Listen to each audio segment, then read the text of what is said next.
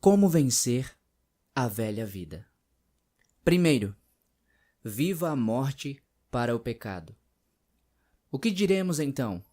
Continuaremos a pecar para que a graça de Deus aumente cada vez mais? Naturalmente que não. Nós, o que morremos para o pecado, como deveríamos continuar vivendo nele? O poder do pecado sobre nós foi quebrado quando fomos batizados em sua morte. No batismo, fomos sepultados com ele na morte, para que assim como Cristo foi ressuscitado pelo poder glorioso do Pai, também nós vivamos uma vida nova. Vocês se uniram com ele na sua morte e ressuscitarão como ele ressuscitou.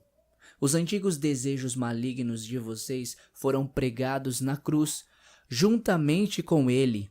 Aquela parte que em cada um de vocês tem a tendência de continuar pecando foi esmagada e mortalmente ferida, de maneira tal que esse corpo, amante do pecado, não está mais sob o controle do pecado e não necessita mais ser escravo dele. Quando vocês morrem para o pecado, libertam-se de todos os seus atrativos e do seu poder sobre vocês. Romanos capítulo 6, do versículo 1 ao 7. Estar na verdade não é apenas falar a verdade, mas é viver na verdade. Todos os dias e constantemente, santifique-se e não dê oportunidade ao diabo para lhe tentar e nem ao pecado para se agarrar em você. Busque a renovação da mente e do coração na palavra, na oração e na adoração. Ocupe-se na obra do Senhor. Esteja sempre em comunhão com Ele. Esqueça-se a si mesmo e deseje-o. Cada vez que você negar seus interesses pelos de Cristo, você vai ser atraído à santidade e à pureza do Senhor. Seu coração vai ansiar por querer não apenas ser mais dele e estar mais com ele, mas também ser mais semelhante a ele. E então, é aí que a graça que nos basta vem, e você é levado, ligado ao Espírito dele até ao encontro com ele, face a face, que te mergulha nas águas do Espírito Santo e te aprofunda na revelação dele para a tua vida, te renovando, fortalecendo, avivando, animando, alinhando e guiando na intimidade de uma vida na comunhão com a Trindade e obediência em tudo. Segundo, não faça a nova vida, a viva. Vocês estão vivendo uma espécie de vida totalmente nova, que consiste em estar continuamente aprendendo cada vez mais o que é correto e procurando constantemente ser cada vez mais semelhantes a Cristo, que criou essa vida nova no íntimo de vocês. Colossenses 3:10. Quando alguém está em Cristo, se torna uma pessoa totalmente nova por dentro. Já não é mais a mesma pessoa. As coisas antigas já passaram e teve início uma nova vida. 2 Coríntios 5:17. A nova vida que recebemos de Deus em Cristo não é uma lista de regras e obrigações que temos o dever de cumprir. A nova vida de Deus em Jesus é a maneira de viver de acordo com a vontade de Deus que aprendemos em comunhão e na direção do Espírito Santo. A nova vida se trata da mudança no lado de dentro, que é na alma, na mente e no coração. E isso significa libertação, restauração e salvação. Mas tem uma palavra que resume essas três: reconciliação. A reconciliação de Deus conosco através de Jesus Cristo libertou nossa mente, restaurou nossa alma e salvou nosso coração. E tudo isso provém de Deus, que nos reconciliou consigo mesmo por Jesus Cristo e nos deu o ministério da reconciliação, isto é, Deus estava em Cristo reconciliando consigo o mundo, não lhes imputando os seus pecados, e pôs em nós a palavra da reconciliação. 2 Coríntios 5, 18 ao 19. Terceiro, seja para Deus quem você é nele. Não acredite nas mentiras do pecado que você cometeu. Se confessarmos os nossos pecados, Deus nos perdoará e nos purificará de toda injustiça, pois Ele é fiel e justo. 1 João, capítulo 1, versículo 9. Filhinhos meus, eu estou lhes escrevendo estas coisas para que vocês não pequem. Porém, se alguém pecar, nós temos um advogado junto ao Pai para nos defender. Ele é Jesus Cristo, o justo. Ele foi oferecido em sacrifício pelos nossos pecados, e não somente pelos nossos próprios pecados, mas também pelos do mundo inteiro. 1 João capítulo 2, versículo 1 e 2. Não acredite nas mentirosas acusações do diabo. O pai de vocês é o diabo. Vocês pertencem a ele e querem fazer a sua vontade. Ele foi um assassino desde o princípio. Ele é contra a verdade, e nele não há verdade nenhuma. Quando mente, só diz o que lhe é natural, pois é um mentiroso e pai de todas as mentiras. João, capítulo 8, versículo 44. Portanto, agora já não há condenação para as pessoas que estão em Cristo Jesus. Romanos, capítulo 8, versículo 1. E não aceite a influência do mundo sobre o seu comportamento. Não sejam mais moldados por este mundo, mas, pela nova maneira de vocês pensarem, vivam uma vida diferente. Então, vão descobrir a vontade de Deus, isto é, o que é bom, agradável a Ele e perfeito. Romanos, capítulo 12, versículo 2. Todo aquele que crê que Jesus é o Cristo é filho de Deus. E todo aquele que ama ao Pai também ama os filhos dele. A maneira pela qual sabemos se amamos os filhos de Deus é esta: se amarmos a Deus e obedecermos aos seus mandamentos. Pois amar a Deus é obedecer aos seus mandamentos. E os seus mandamentos não são penosos, porque todo aquele que é filho de Deus vence o mundo. E é isto que nos dá a vitória sobre o mundo, a nossa fé. Quem vence o mundo, senão aquele que crê que Jesus é o Filho de Deus? 1 João, capítulo 5, versículo do 1 ao 5. Não amem o mundo, nem as coisas que existem no mundo. Quem ama o mundo, não ama ao Pai. Pois tudo que há no mundo, aquilo que é agradável à nossa natureza pecadora, aquilo que é agradável aos nossos olhos, e o orgulho pelas coisas desta vida, não vem do Pai, mas sim do mundo.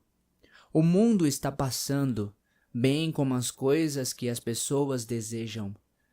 Porém, aquele que faz a vontade de Deus vive eternamente. 1 João capítulo 2, do versículo 15 ao 17. Infiéis, vocês não sabem que amando o mundo estão odiando a Deus? Aquele, pois, que quiser ser amigo do mundo se torna inimigo de Deus. Tiago, capítulo 4, versículo 4. Eu tenho dado a eles o seu ensinamento, mas o mundo os odiou, pois eles não pertencem ao mundo, assim como eu também não pertenço.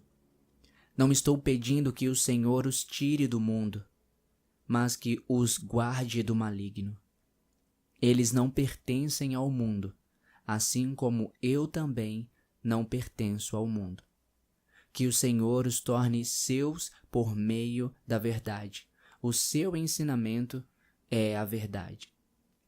João 17, do 14 ao 17.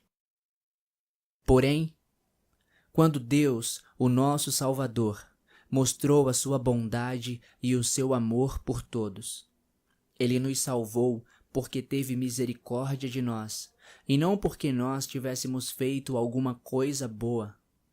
Ele nos salvou por meio do Espírito Santo, que nos lavou, fazendo com que nascêssemos de novo e dando-nos uma nova vida.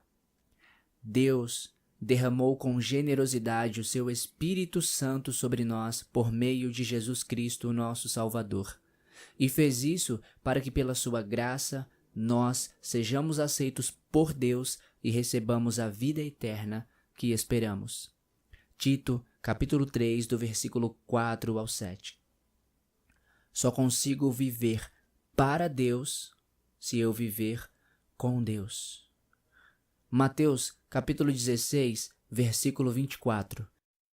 E Jesus, então, disse aos seus discípulos: Se alguém quiser vir comigo, tem que negar a si mesmo, pegar a sua cruz e me seguir. A perseverança te faz forte e essa força te torna resiliente. Essa resiliência te faz não apenas insistir em não pecar, mas te conserva permanente na santidade. Meus irmãos, sintam-se felizes quando passarem por todo tipo de aflições, pois vocês sabem que quando a sua fé vence essas provações, ela produz perseverança. Que essa perseverança seja perfeita, a fim de que vocês sejam maduros e corretos, não falhando em nada. Tiago, capítulo 1, versículo do 2 ao 4. E as últimas 3 verdades que suas práticas resultam na vida que queremos. Primeira, não deem ao diabo oportunidade para tentar vocês. Efésios, capítulo 4, versículo 27. Não devo escutar o diabo para não ser enganado como Eva e pecar, mas devo resisti-lo e vencê-lo como Jesus. A cobra, que era a mais esperta de todos os animais selvagens que o Senhor Deus tinha feito, perguntou à mulher: É verdade que Deus disse para vocês não comerem do fruto de nenhuma das árvores do jardim? E a mulher respondeu: Podemos comer do fruto das árvores do jardim, porém Deus nos disse: Não comam do fruto da árvore que está no meio do jardim, nem toquem nele, senão morrerão. E a cobra disse à mulher: Com certeza vocês não morrerão. Deus disse isso porque Ele sabe que após comerem desse fruto, vocês serão capazes de entender coisas que agora sequer imaginam. Vocês serão como Deus, já que poderão decidir por si mesmos o que é bom e o que é mau. A mulher viu que o fruto da árvore tinha boa aparência. Ela notou que o fruto parecia ser apetitoso. Ela também gostou da ideia de que teria sabedoria quando comesse dele.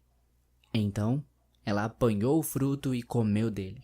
Depois o deu ao seu marido, que estava ao seu lado, e ele também comeu do fruto.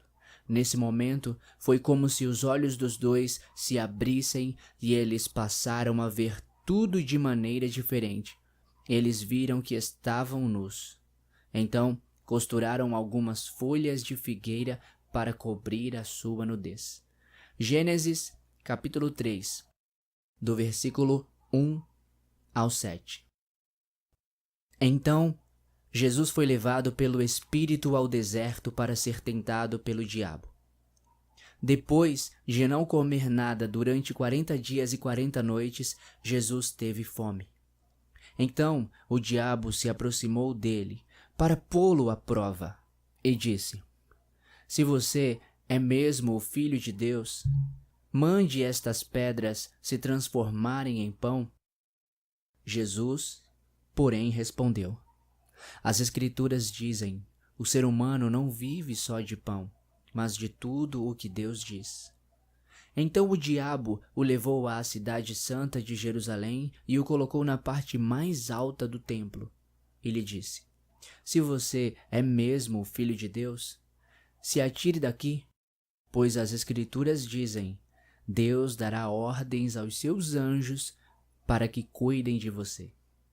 Eles vão segurá-lo com as suas mãos para que nem mesmo os seus pés se machuquem nas pedras. Jesus, porém, respondeu: Mas as Escrituras também dizem: Não ponha à prova o Senhor seu Deus. Então o diabo o levou para um lugar muito alto e lhe mostrou todos os reinos do mundo e a glória que eles tinham. Depois disse: Eu lhe darei tudo isto, se você se ajoelhar e me adorar. Jesus lhe disse: Vá embora daqui, Satanás. As Escrituras dizem: Adore ao Senhor, seu Deus, e sirva somente a Ele. Depois disso, o diabo o deixou e os anjos vieram e o serviram. Mateus capítulo 4, do versículo 1 ao 11. Segunda, quando alguém for tentado, não diga: Esta tentação vem de Deus, pois Deus não pode ser tentado pelo mal, e Ele mesmo não tenta ninguém. Mas as pessoas são tentadas quando são atraídas e enganadas pelos seus próprios maus desejos. Então, esses desejos fazem com que o pecado nasça, e o pecado, quando já está maduro, produz a morte. Tiago, capítulo 1, do versículo 13 ao 15.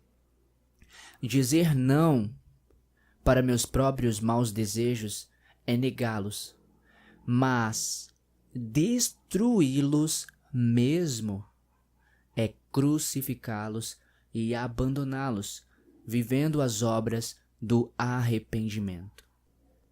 Se vocês quiserem dizer sim, digam somente sim. Se vocês quiserem dizer não, digam somente não. O que passar disso vem do maligno. Mateus, capítulo 5, versículo 37. Aqueles que pertencem a Jesus Cristo pregaram a sua natureza pecadora na cruz, juntamente com as suas paixões e desejos. Gálatas, capítulo 5, versículo 24. Que o ímpio deixe de fazer o mal, e o mal deixe os seus planos desonestos. Que eles voltem para o Senhor, e Ele terá compaixão deles. Que voltem para o nosso Deus, pois Ele está pronto para perdoá-los. Isaías, capítulo 55, versículo 7. Façam coisas que mostrem que vocês mudaram o seu comportamento. Lucas, capítulo 3, versículo 8. Portanto, aquele que pensa que está de pé, é melhor ter cuidado para não cair. As tentações que vocês têm de enfrentar são as mesmas que os outros enfrentam, mas Deus cumpre a sua promessa e não deixará que vocês sofram tentações que vocês não têm forças para suportar. Quando uma tentação vier, Deus dará forças a vocês para suportá-la, e assim vocês poderão sair dela. 1 Coríntios 10, 12 e 13. Devo evitar confiar em mim e construir minha casa na areia, mas ter o cuidado de mim mesmo na graça e na força de Jesus. Todo aquele que ouve estas minhas palavras e as obedece, pode ser comparado a um homem prudente que construiu a sua casa sobre a rocha. Caíram as chuvas, vieram as enchentes, e os ventos sopraram com força contra aquela casa, mas ela não desabou, porque tinha sido construída sobre a rocha.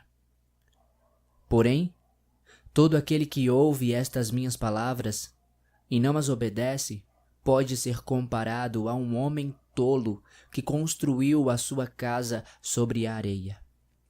Caíram as chuvas, vieram as enchentes e os ventos sopraram com força contra aquela casa, e ela desabou completamente, sendo total a sua destruição.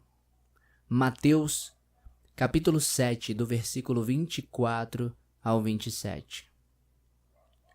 Continue dando total atenção a estas coisas. Se entregue completamente a elas, para que todos possam ver o seu progresso. Tenha cuidado com a sua própria vida e com aquilo que ensina. Continue nestes deveres, porque assim você salvará tanto a si mesmo como aos seus ouvintes. 1 Timóteo capítulo 4, do versículo 15 ao 16. Porém, cresçam na graça e no conhecimento que vem do nosso Senhor e Salvador Jesus Cristo. A Ele seja dada a glória, tanto agora como em toda a eternidade. 2 Pedro capítulo 3, versículo 8. Pois Deus é quem trabalha em vocês, para que desejem e realizem as coisas que lhe agradam. Filipenses